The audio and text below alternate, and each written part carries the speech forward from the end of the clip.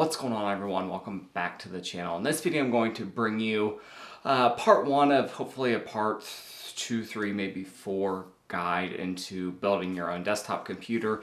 And the big reason I want to go over this is that a lot of people working from home with everything going on with COVID. You may be doing a lot more streaming. You may be, doing stuff on the side, doing YouTube stuff, uploading videos, editing videos, doing photos with your family, just general doing regular work productivity stuff. Computers, specifically laptops and desktops, are on the high demand right now because more people working from home and more people are doing stuff on the side, whether it be, again, YouTube or photo editing.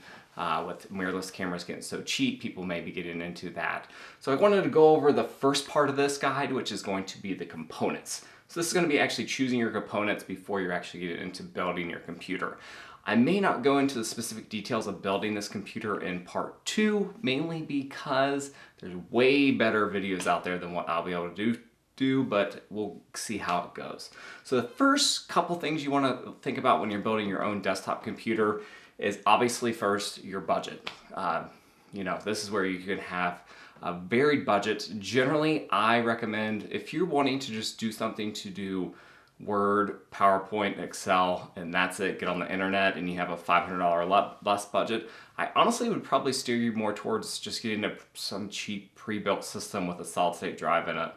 That is, again, only if you're doing very specific stuff like that and you want to get something as cheap as possible.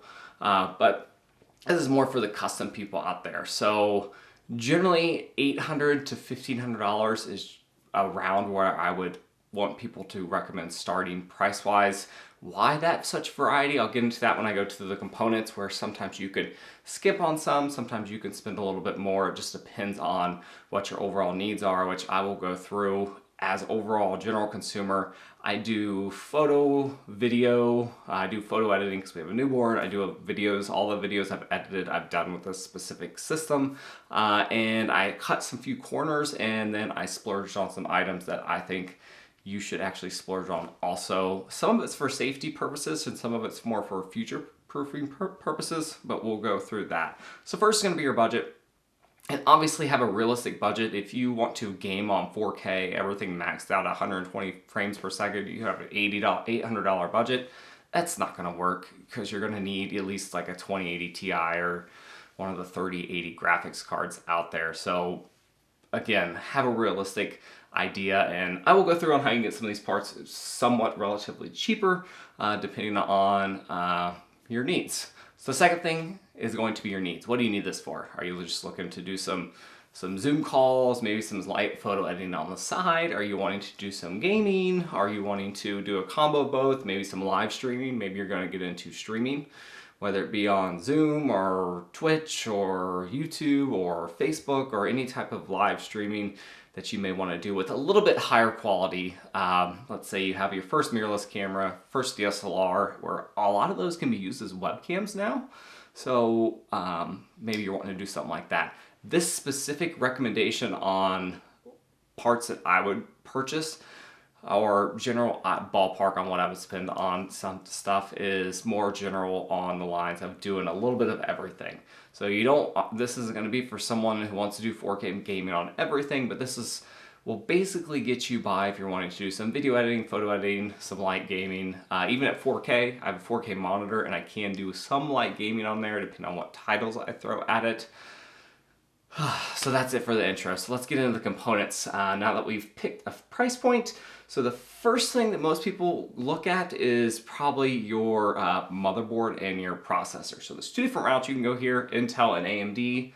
Honestly, I don't think either one of them has a plus or a minus. I think they both are very, very good options. Right now, the AMD, the Ryzen chips, I think are a little bit more best bang for your buck.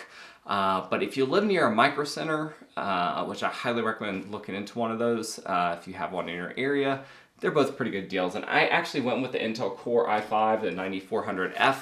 The 10th series CPUs are out there right now also. But what I would recommend is if you're wanting to do a little bit of photo editing, video editing, just some light stuff to try to at least get 6 to 8 cores. This is a 6-core processor, and all the videos I do are mainly in 1080p, and I edit them all on this desktop with this processor. And I believe this is under $150. I think I paid $119 for it. Again, it is a 6-core processor, not overclocked. I don't like to overclock my stuff generally. I know you can get some more performance out of it, but I'm very busy. As you can see, I just got off work. I work at a hospital, so I thought I would come home and do this video quick. And this processor has suited me well. Now, when I do some 4K editing, this is when I would like to get more like an 8 or 10 core processor. But I looked at prices on those, and they generally can run anywhere between between $400 and $800. So that would really blow my budget out of the water, where this was a cheap, affordable options.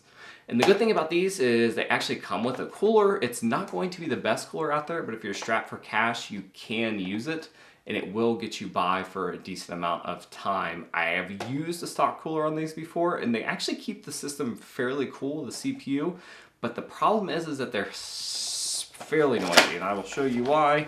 Mainly because there isn't much of a fan on there. Again, they are a cheaper option out there, but you can save a little bit of money for that. So that's the cooler you get. Again, small fan, so it does make a decent amount of noise, but it does work. So if you're in a pinch and you want to save, $20 to $50 and not have to spend money on a CPU cooler, okay, we're just gonna leave that right there. That is something to keep in mind. So for motherboards, there's a couple options to go here. First, if you need Wi-Fi, I would make sure you get one that has Wi-Fi on it. I don't know if this one does because I don't ever use it for Wi-Fi. I have it plugged into Ethernet all the time because I have a laptop. But I'm with the Asus B360M-A. Basically, it's a Prime board. It's an M-ATX board.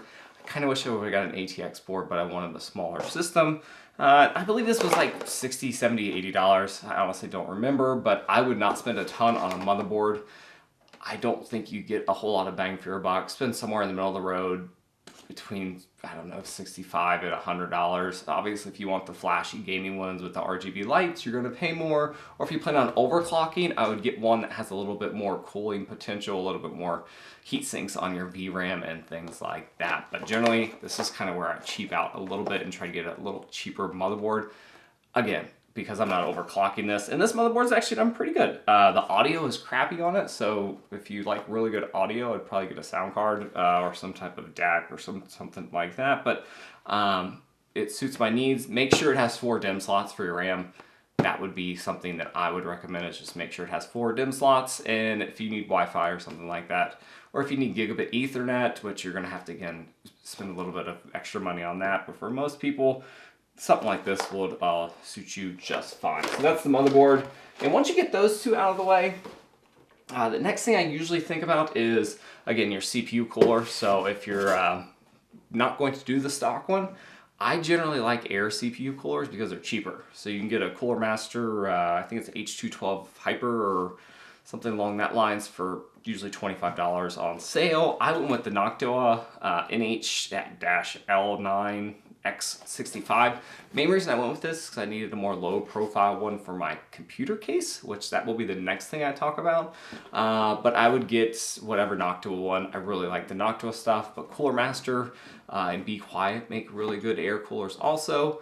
I don't notice a whole lot of noise with the Noctua one. I noticed more with the graphics card, which I will talk about also as we go through this. But generally you're going to spend, I think I spent $40 on this, so you're going to spend at least $40 on a decent air cooler. Again, you can use the actual one that comes with it if you're not going to overclock your system. So take that with a grain of salt, but I would get one. Try to find one on sale, or at least get the Cooler Master one. This one has a pretty nice fan on it, even though it's only 65 millimeters. But if you get one of their 120 millimeter coolers and it fits in your case, that would be recommended.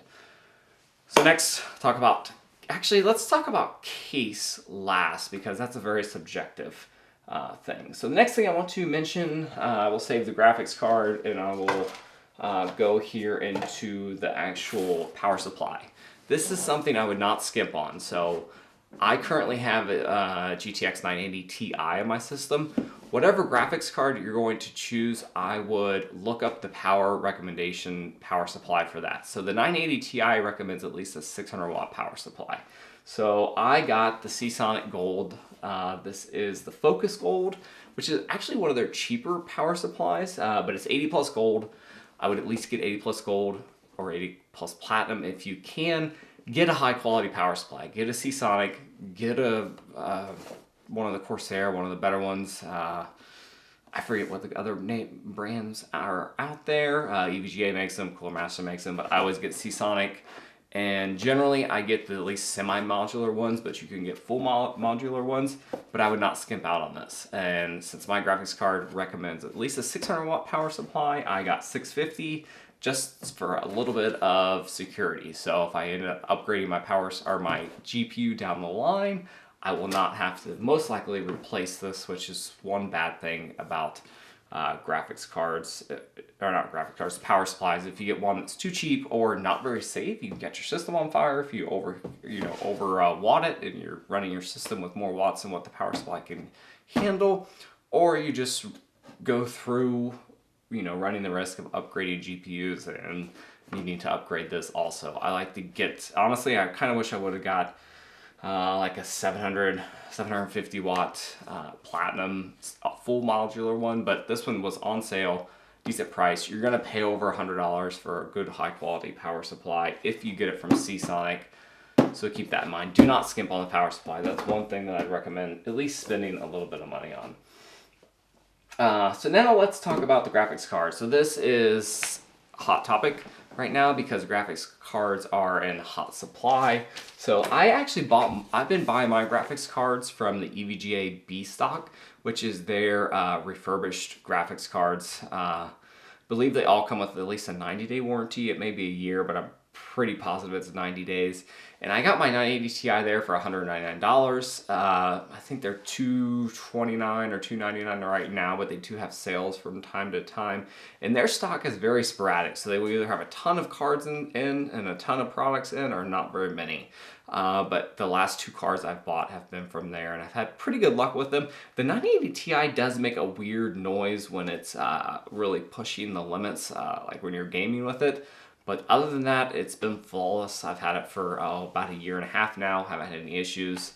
But this is where you can blow your budget. So if you're wanting, a 3060, one of the new graphics cards, or a 2080 Ti, any 2080, something like that, you're going to spend a small fortune.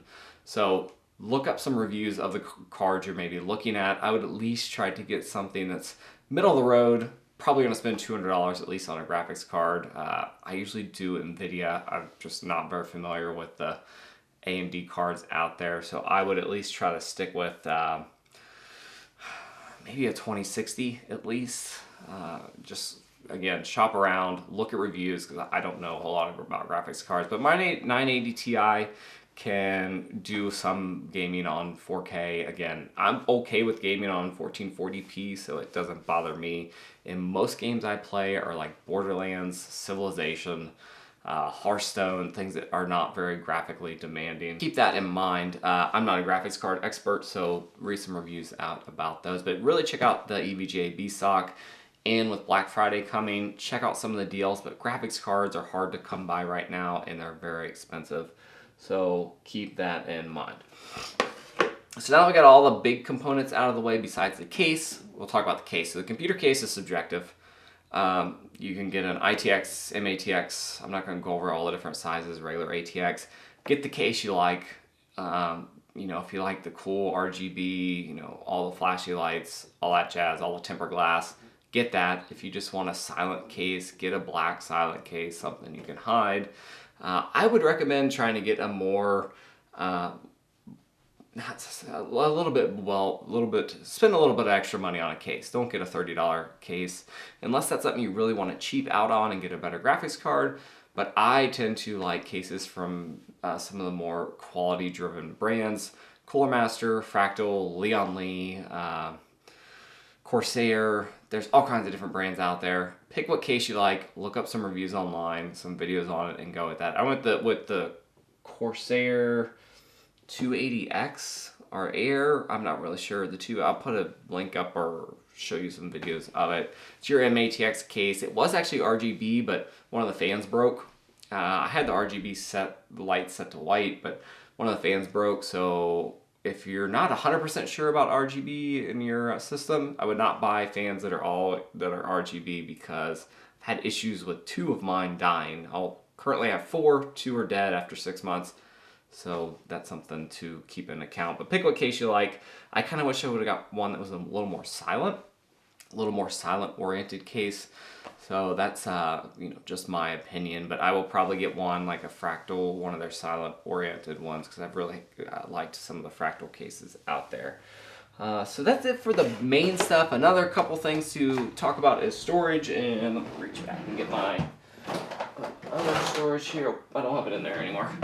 So storage, the first thing I would recommend is for your boot drive. You don't necessarily need to buy all your storage at once, but I would get some type of SSD. If your computer has an NVMe slot, I would try to highly recommend getting an NVMe SSD. Make sure it's that and not SATA. So I went with the Western Digital SN550. This is a very popular SSD out there. I also have the Intel 660p, which is another NVMe SSD that's on the more budget-oriented side. And my boot drive SSD is actually only 256 gigabytes. I wish I would have got more, so I would at least get 512. Spend a little extra money, because I have noticed that mine gets full if I do not watch what I put on it. That's why I got a second one. My motherboard has 2 NVMe slots on it, and that's something I did look at when I was buying it. So that's why I bought the 512 one of this, because it was cheaper.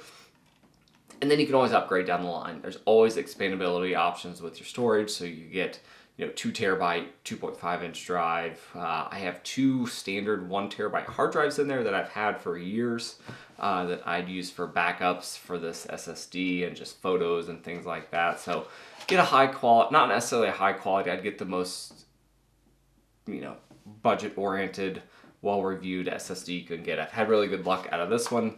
Again, the Western Digital SN550 and the Intel 660p. The Samsung, the Evo 860 and 870 Evos are great options. Honestly, most of the SSDs out there, as long as they have some cache built in, are excellent quality options. So that's the only negative that I think I did with my systems. I went with the 256 gig, and I wish I would have went to 512 for the boot drive, because I have a lot of programs on my computer now, and I think I only have about 100 gigabytes left, which may sound like a lot, but if you do a lot of games and you put those on your boot drive, you're going to run out fairly easily. So keep that in mind. But you can always upgrade these and get higher quality secondary ones as you go. So that's it, I believe. RAM. Forgot about RAM. Get the cheapest Corsair or Kingston or whatever RAM. I honestly don't even care about RAM speed. Most all RAM's DDR4 now, so just make sure you get 2 matching DIMM sticks and whatever. At least get 8 gigabytes. I went ahead and got 16 gigabytes, so that way I didn't have to mess with it. The price wasn't that much more expensive to go from 8 to 16, but at least get 8. Make sure you get 2 sticks so you have dual channel, and get it from a reputable brand. Again, Kingston, Corsair. I believe mine are Corsair. Can't see. I think that the Corsair Vengeance, I just literally got the cheapest ones I could get. Didn't care about RAM speed. If you do a lot of gaming and that's something you want to, brag about or whatever, do that. But I just got the cheapest ones I could. I wouldn't invest a lot of money in RGB RAM or anything like that, unless it's something you want, but I got the cheapest ones I could get. So I have 16 gigabytes, and that will be about all I need, even for video editing and things like that. I can have, Lightroom, Photoshop, Premiere. I can have Hearthstone running in the background. I can have Chrome open with YouTube. I could have all kinds of things open, iTunes or Apple Music. Have no issues with any type of RAM with having 16 gigabytes. So that's what I got. And now it's just for little side stuff. So for your actual fans, so I prefer Noctua fans. Again, I have some Corsair. Actually, I have 4 of these because I thought I wanted an RGB system where I could change the lighting scheme on it. But after using these, for one, they have 2 connectors on them, so they're a little bit of a mess when it comes to cable management. But these 2 are actually dead. These are the ones that came actually with the computer. But these are expensive. These are the LL120s. They're actually pretty high quality fans, but they're really expensive. And then I have 2 of the LL140s. So if you're gonna get RGB fans, you're gonna spend a pretty penny. I mean, I'm talking about like $40 or something. And then you have to buy the little light node. So if you don't want to spend a ton of money, I would just put these aside. And I personally am a Noctua fan, so I usually get all their Noctua fans. These are the Redux ones. The reason I got these is because they were half off when I got them. And they do okay, but I would probably just steer clear and just go with their standard fans if you're wanting some good high quality fans to get you by. Tons of options out there. You could do Corsair, Cooler Master. Cougar makes really good fans. Also, that's a smaller company. But I've always liked the Be Quiet makes fans, but I always like the Noctua ones. Most of your computer cases will come with fans, but I would highly recommend at least getting a couple because you're not going to have a ton in there. Even if you get a really high quality one, usually they only come with 2 or 3 or sometimes none, depending on what kind you get. So these were $15. I got one for $15 and one for $10 because it was on sale, and you know, they'll last forever. Noctua stuff, I've never had any issues with any type of Noctua stuff. So that's really it, guys. Again, that's a couple ways you can go through and save money or spend too much money. Obviously, you're going to need a mouse and a monitor and a keyboard. It's probably a different video. This is mainly just focusing on the desktop. I believe I paid around $900 to $1,000 for all this stuff. I'd have to look it up again. I may have even made a video on it, but that's my general guide to picking your parts for your computer. Probably not the most sophisticated quality thing out there. Again, I'm not a computer expert. I do like this stuff and think I know a little bit, but if you're wanting to break down how many frames per second you're going to get based on your GPU and CPU, honestly, I don't think that's very realistic. This system has got me by for over 2 years. And I've done tons of photo and video editing on it. I've done tons of like gaming on Borderlands, Civilization mainly, and Destin, some small games like that. Some NBA 2K. It doesn't have any issues with stuff like that. So that's it. You may need a few extra small things if you want LED lights or extra zip ties or something like that. But most of the time these come with your power supply or motherboard, so you usually don't need anything there. So that's really it. Have fun with it. Building a computer yourself is actually an enjoyable, fun experience. You may not think so. It's a ton of work, but I think it is actually kind of fun picking out your own parts, building your own system, and it's something that's completely yours, your build. I've been building my own desktop computer forever. And it's an enjoyable experience buying your new stuff and putting it together and watching it run or not run or troubleshooting how to get it to run. You will need Windows 10, so keep that in mind. But that's it, guys. If you have any questions, comments, like random videos like this, feel free to leave the comments below, or if you want to see more stuff like this, give us a thumbs up and I will do the best I can. Thanks everyone again for watching. Have a good rest of the weekend, and I'll see you guys next time.